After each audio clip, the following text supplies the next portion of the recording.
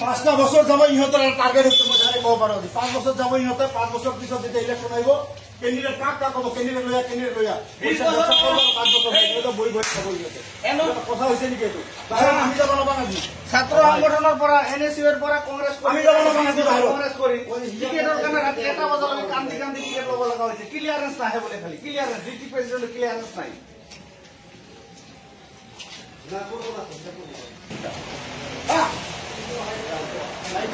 আপনি হাইকমান্ড দায়িত্ব লই দিয়া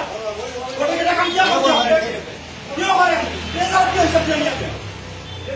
সেখানে কি কাম সেখানে কাম কি যদি আমার কাছে সম্মান